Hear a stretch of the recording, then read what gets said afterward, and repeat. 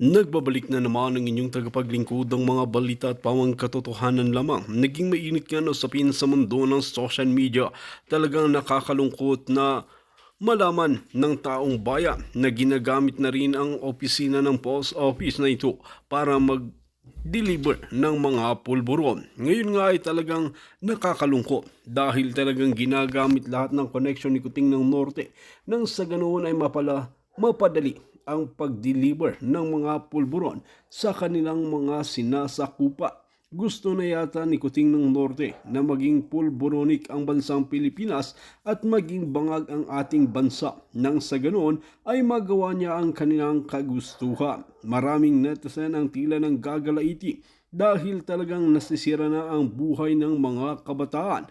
Talamak na naman ang krimen sa bansa natin dahil sa pinagbabawal na pulburon na ito.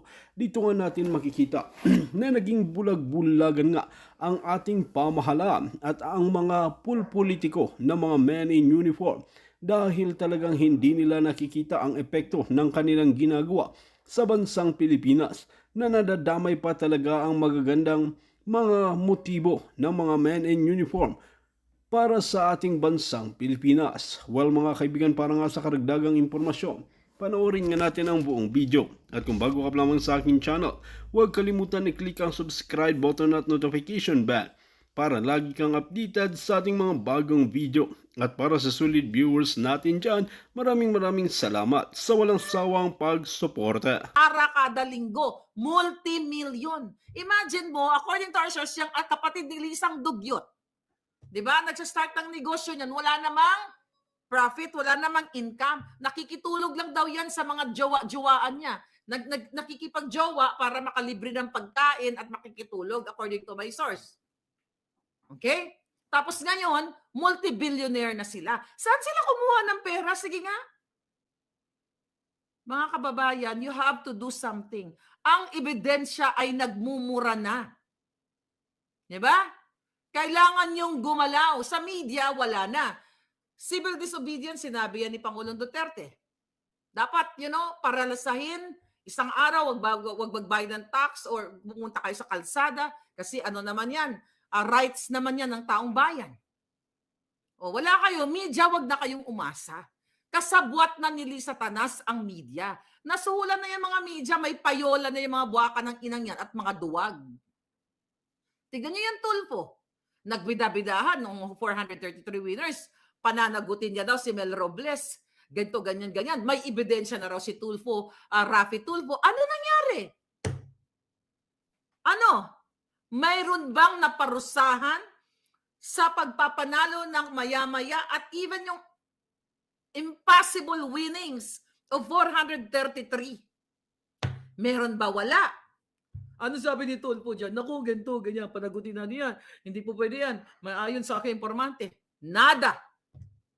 Na yung tatakbo pa yung kanyang dalawang kapatid. Si Erwin at saka si Ben Tulfo. Oh, yan si Erwin, ayan, number 1 na sinungaling fraudster umamin na nag-TNT sa Amerika. Okay lang kayo palangga na nag-TNT kasi hindi naman kayo tumatakbo. There's no comparison. Diba? Hindi pag sinabi kong TNT ka, ikaw lalo, hindi naman talaga TNT si Erwin Tulfo. Fraudster siya. Nagpanggap siya na ipinanganak sa Hawaii. Nag-assume ng pangalang Erich Sylvester. Bumili ng cash na bahay dito sa Amerika, 1.5 million something, and the value of the house now is 1.7 ni Erich Sylvester. At ang nakapangalan sa kanyang property ay yung kanyang asawa dito na CNA. Na kahit nurses dito, mga palangga ko, kahit kayo alam nyo yan, even doctors, unless na lang na sobrang bongga ang practice mo, you cannot afford to buy cash. At actually may ano yan may mga real estate ba dito? May negative ano yan may pros and cons yan kapag bumibili ka ng cash na bahay. But anyway, just talk about that. Si Nancy, alam niya yan. Comment ka lang dyan, baka may comment ka. So anyway, katulad ditong ginagawa ng Tulfo Brothers na kunwari para sila sa bayan, kunyari tinutulungan kayo, ang tinutulong sa inyo 1,000, 2,000, 5,000. At yan ay galing pa sa pag-exploit sa inyo. Ulitin ko, ano ba ang tinatapit ng mga putang... Kung hindi kabit, nagtsutsaka, nag-agawan ng asawa, nag-away ng mga kapitbahay, anong moral lesson ang makukuha mo sa ganyang show? Tapos gagamitin kayo, pagtatawanan kayo, after that show, pinagkitaan kayo ni Rapi Tulfo. Pero ang bibigay lang sa inyo, ito, bigyan kita ng 5,000, 2,000. Ito na, 20,000 para makapagsimula ka. O nanay, ganito, ganon. Pero ang kita niya, multi-million, baka billion pa.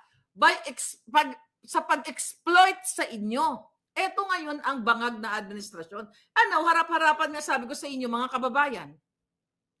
Di ba? Kailangan yung gumalaw. Kailangan taong bayan ang gumalaw. Wala na pong media nakatuwang sa inyo. Meron.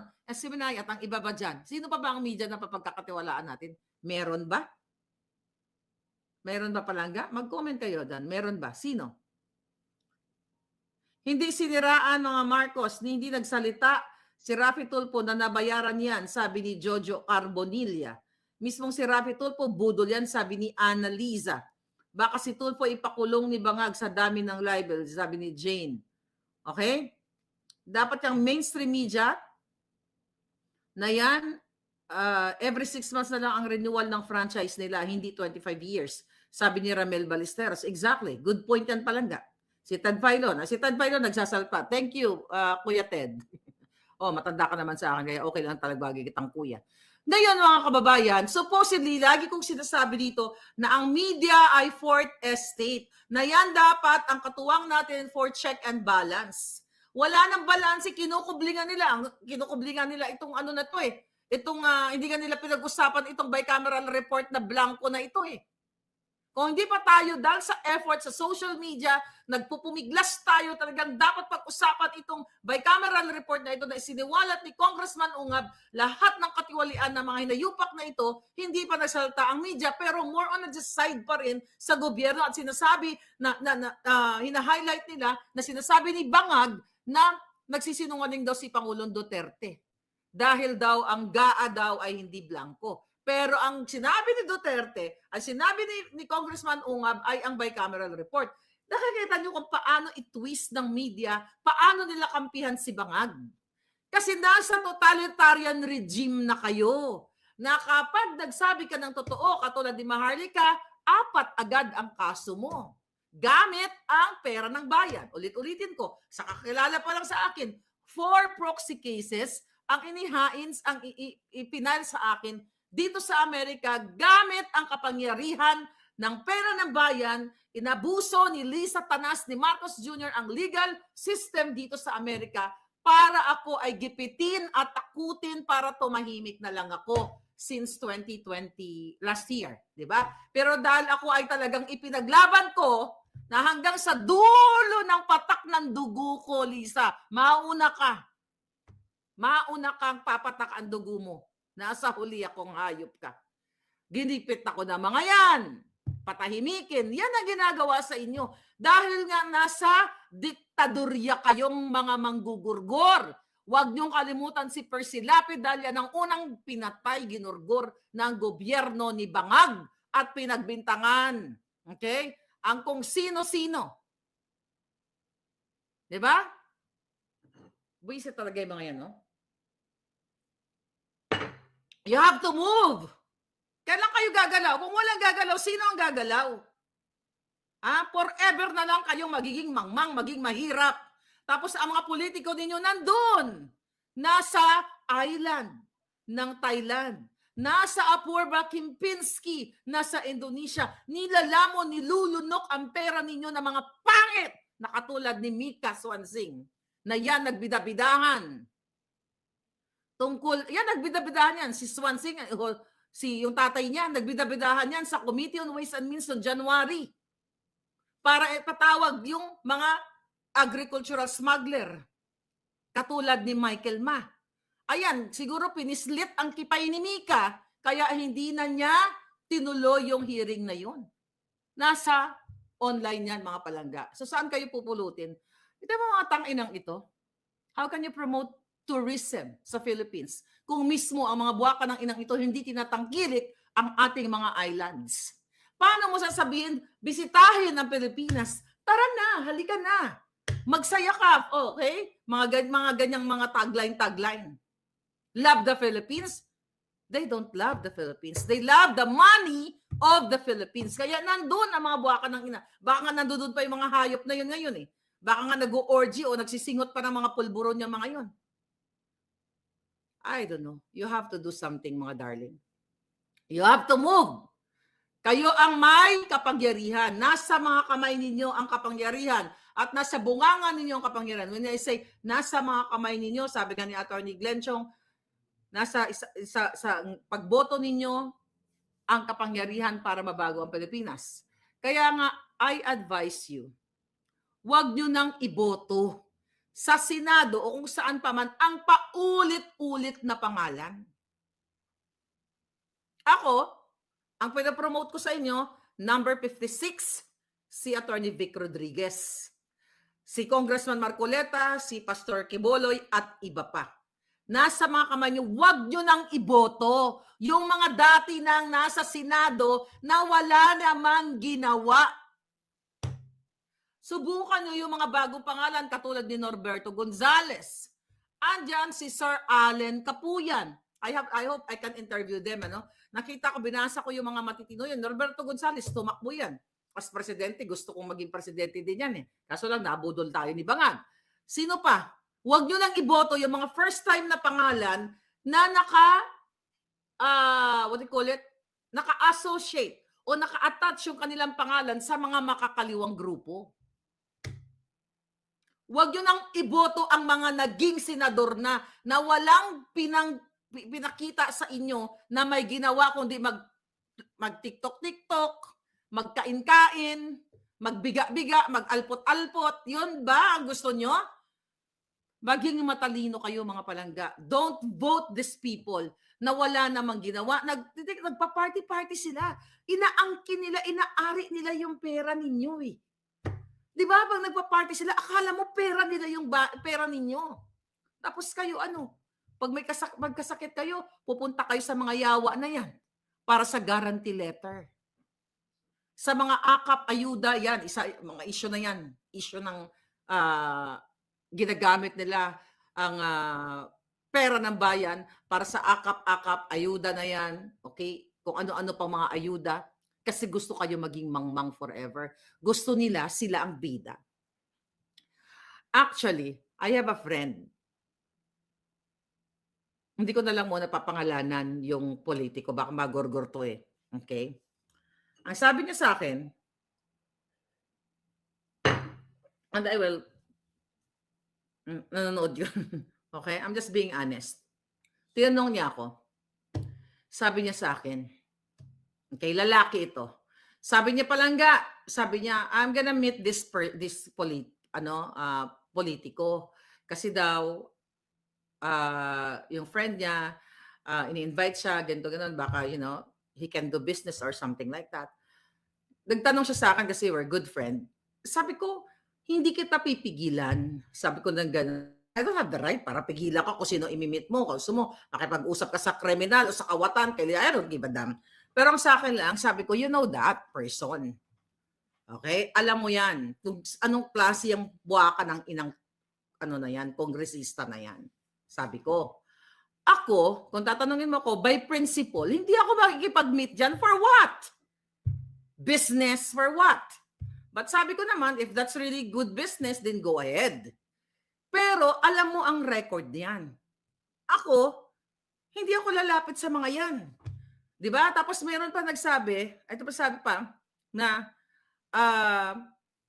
pag may kakilala ka na gusto na kailangan ng tulong na ospital, ang sabi ng friend ko ay pwede daw tumulong itong si Congress. Sabi ko, putang ina, hindi niya pera yan. Hindi ko ilalapit kung sino man. Para what?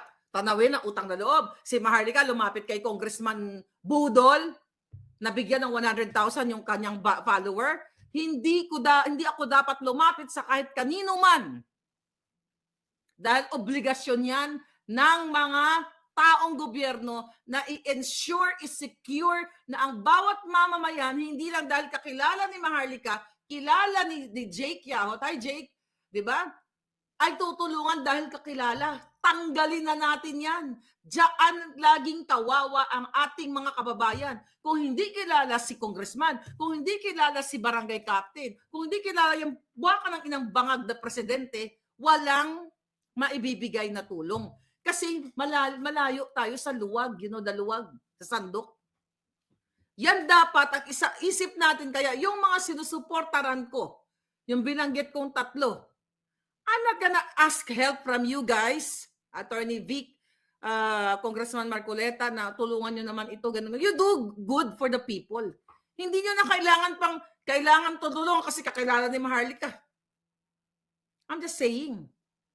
I'm helping you kasi naniniwala ako sa inyo na gagawin nyo yung tama.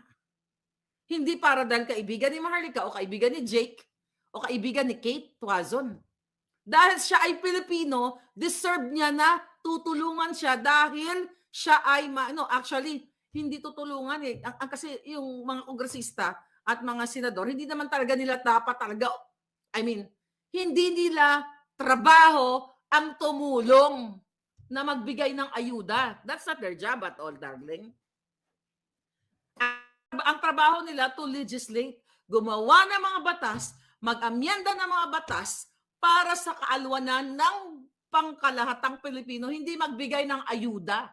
Dapat ang ayuda na yan centralized.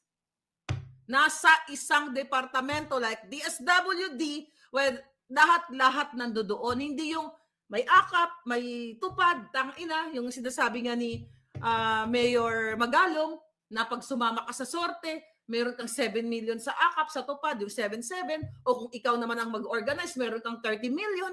Nakita ninyo? Paulit-ulit na lang palangga, maluoy kayo. So I'm supporting these people for Senate or Congress. Later on, tayo ng list. I will support Allen Capuyan. Hindi ko alam na tatakbo siya. I will interview him pag may time, Sir Allen. Ngayon, gumawa lang kayo ng tama para sa Pilipino, hindi ba dahil kaibigan ni ganito, kaibigan ni ganyan. You have to move. Kayong mga palangga kayong mga kababayan ko, kailangan ninyong kumilos. Tama na tong katiwala ito, harap-harapan na kayo. Ito yung pinaka-tipping point na kailangan yung gumising na ang budget, national budget, 6.3 trillion ay nilaro ni Liza Marcos, ni Bangag Jr., sila ang naglagay ng datos dyan. Wala na pong iba. Walang iba niyan kundi silang mga hinayupak na yan. Napakalaking bagay, kayong mga mamamayang Pilipino, kung kayo ay kumilos. And I hope sa mga susunod na panahon ay talagang kumilos na kayong lahat, mga palangga. Diba? Again, sabi ko kanina, dapat ang Blue Ribbon Committee, imbestigahan niyang blank, parang blank check na BICAM report na yan. And also, Ethics Committee. Diba? Ethics Committee ng House of Representatives. Diba? O bakit hindi iniimbestigahan yan? Wala, hindi nila imbestigahan yan dahil sila magkakasabwat. Sabi ko nga kanina, dapat ang ombudsman ay makiisa dyan at isusulong talaga ninyo na file ng kaso yang mga yan. Ang daming pwedeng ikaso sa mga yan. Kayong mga magagaling na abogado, alam nyo ang sinasabi ko. Kayo dapat ang mamuno dyan sa pag-file ng kaso kay Bangag at lahat ng pumirma dyan sa sa BICAM report na yan. Now, nakita nyo, ang ginawa, balikan natin si Colonel Grijaldo. By the way, sa mga sa mga nag-message sa akin na gusto magpaabot ng tulong kay Colonel Grijaldo, nagko-contact pa tayo sa kanilang family. So if you want to help directly siguro, pero wala pang feedback, nag-text na tayo kasi may mga nag-message sa akin. Miss Marlica, paano makatulong kay Colonel Grijaldo? Kasi since December 14 pa siya, nasa kulungan dahil pinagtripan ng mga walang hiyang huwad committee na yan dahil sa utos siya ni Bangag dahil mismo si Colonel Grijaldo ay nanindigan at hindi siya nagpatinag nung siya ay pinagtripan na naman the other day ng buwaka ng inang barbers ni Adjong, ni Akop, lahat ng mga hayop na yan na para pilitin siya na magsalita na naman ng kung ano pa man. Okay? Pero nanindigan si Colonel Grijaldo na sabi niya, I stand by my statement, sabi niya, during the Senate hearing. Tapos pinipilit ng mga walang hiyang i-provoke si Colonel Grijaldo. And also mga palangga, doon naman may yung nag-message sa akin, Dr. Lenny, yan, sa mga gustong sumuport sa campaign ni Attorney Vic Rodriguez, at later on, kailangan niya ng syempre mga t-shirts, mga ganyan. Kung gusto niyo sumuport, you have the capacity to help. Kasi tulad niyan, yung kanyang pinagawa na number 55, galing din sa mga sponsors niya yun. Number 55 na mga t-shirt, meron nga ako niyan eh. 'Di ba? Binago ng Comelec yung mga numbering. At tignan mo yung by the way, si Bong Revilla. Ginamit yung kanyang apelyedong Bong Revilla. Imagine mo, sinadya pala niya talagang baguhin yung kanyang what do you call it? Yung kanyang apelyido, nakita ko kay EB. EB, thank you sa iyong pagsasaliksik. Ito mo ito okay. Itong ginawa ni Bong Revilla na ito, 'di ba? Oh, ayan. Pinost ko sa inyo, 'di ba ito? Kahapon. Oh, na nakalagay sa balota. Ayan, ang apelyido ni Bong Revilla is Bong Revilla Jr. Ayan, Bong Revilla. Hindi naman siya Bong Revilla siya. So, ang ginawa pala ng walang hiyang yan, mga kapalangga, ay inapila pala nila yan sa korte. Okay? Noon, sabi nga dito ni Ibi, as early as 2009, si Revilla ay pinitisyon niya pala sa trial court ng Cavite para maging opisyal ang kanyang pangalan as Bong and Revilla. So, pinitisyon niya in 2009, ang apelyido niyang Revilla naging Bong Revilla. Okay, magkasama. Para daw saan? Okay, noong 2010, sabi dito, Revilla was running for re-election in the Senate. Curiously, Revilla's lawyer at that time is Comelec Chairman George Garcia. Si George Garcia pala yung chairman ngayon ng Comelec ay naging abogado ni Revilla para sa kanyang petisyon na gagamitin niya ang Bong, B-O-N-G, Revilla. Bali ang apelyido niya ngayon is not Revilla anymore. Bong Revilla. So 2 words ang kanyang apelyido. Ang sabi dito, according to February 16, 2010 article sa GMA News, which is ito, papakita ko. February 10 ba to? Ayan. Revilla Jr. surname is now Bong Revilla. Talaga palang pinitisyon niya sa korte. Sa anong kadahilanan? Sa tingin ninyo? Ayan 2010, nakita ninyo. Para mauna siya sa linya ng mga kakandidato sa Senado. Kapag una-una siya sa list. Kasi ang Revilla nasa baba, letter R. Kasi kung by the way, may inayos ako na kung susundin kasi, let me see. Ginawa ko yun eh. Ito ginawa ko. Ay, tayo nyo ba yan? Ginawa ko yan pagkasunod-sunod.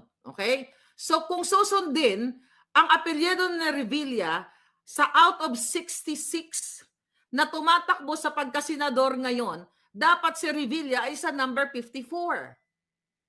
Ayan. 54 siya. Si Attorney Vic nasa 56 pa rin. Ngayon, mga palangga, kaya ginamit niya o pinitisyon niya sa korte, mga kababayan, ay napakasimple lang.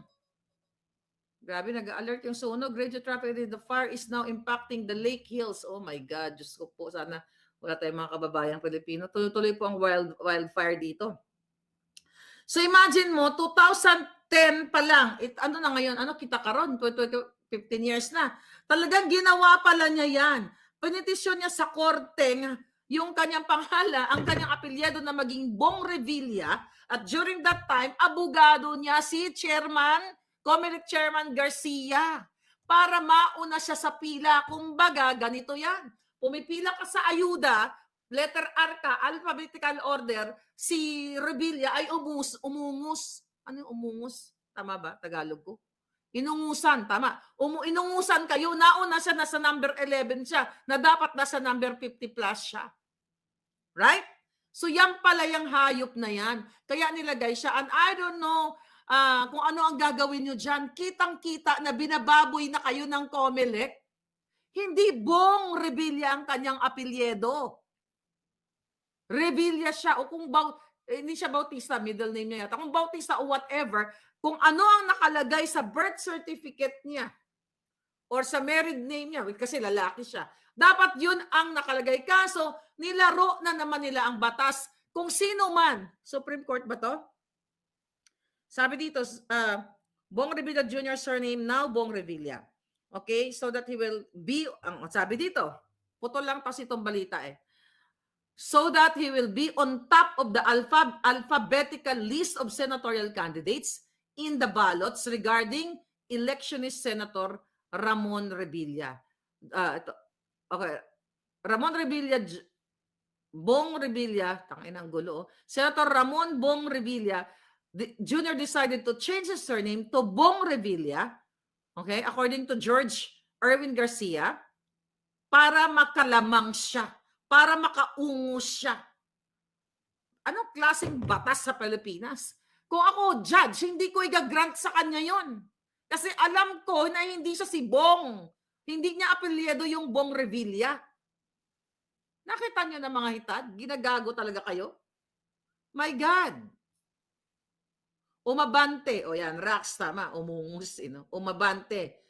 Yan. Umabante si Bong. Huwag niyong iboto yung mga yan. Ikaw, Bong Revilla, hindi ka ba nakontento? You know, I'll tell you a story. Gusto ko maging honest dito eh. Okay, sa inyo. Namit ko yan si Bong Revilla. Ito ngayon nyo palang ito narinig na kwento. Okay?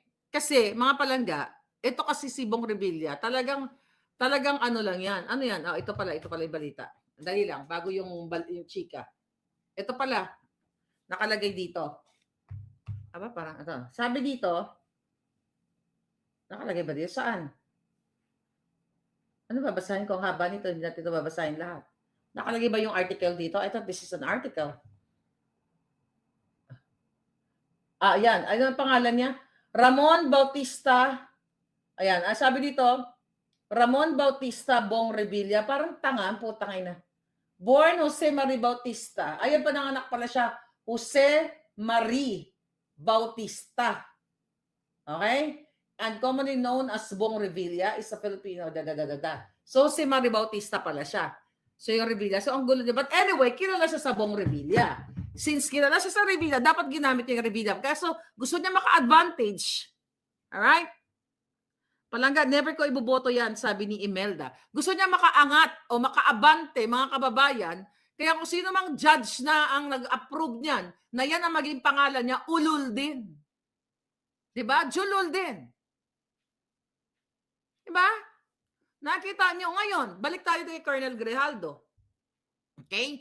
Na pinrevoke ni Barbers. Na, asan yung mga kakampi mo dito? Magtawa, sabi niya, ang tapang-tapang mo dun sa Senate. Ganun, dahil may kakampi ka dun. Magtawag ka ng kakampi mo. Sino ba naging kakampi ni Colonel Grijaldo sa Senate? Sino ba naging kakampi niya dun? Sino ang minimin? Yeah, I know that, darling. I still have time. Okay? So, my God, limited na naman ang oras ko. Ngayon, ano ginagawa ni Barbers, mga palangga? At ni Adjong? Dahil pinipilit nilang umamin si Colonel Grijaldo na hindi totoo na kino-urge nila o pinilit nila o inimpluwensyahan ni Abante at ni Fernandez na sabihin ni Colonel Grijaldo na during Duterte's time ay mayroong mga reward system dahil gusto nilang ayunan ni Colonel Grijaldo ang statement ni Garma. Nasaan na si Garma ngayon? Ang sabi nila, pumunta sa Amerika at nahuli dahil paso ang visa. Ginagago kayo. Unang-una, paglabas mo pa lang sa sa airport natin, unang-unang chinecheck ng airlines, nasaan ang visa mo? Chinecheck yan. Kung pupunta ka ng Amerika, chinecheck yan. Agree kayo? Paano makakapasok ng Amerika o makakalabas ng bansa kung mismo palang paso ang visa niya? Saan ang galing ang balita na yan? Sa DOJ. Ginagago na kayo harap-harapan, mga kababayan ko. Then, sumulat ako sa San Francisco Police District through FOI, Freedom of Information. Pinakita ko yan sa inyo. Kung meron bang certain Ruhina Garma na dinampot nung araw na yan kasama ang kanyang anak. Pinakita ko po yung sulat ko. At sinagot ako, right, I think like 24 hours, sinagot ako ng San Francisco police. Oh, wala. Walang kaso. Walang na-publish dito sa local media and even na report sa San Francisco Police na may hinuling undocumented na si Rowena Garma at kasama yung anak niya. Ibig sabihin,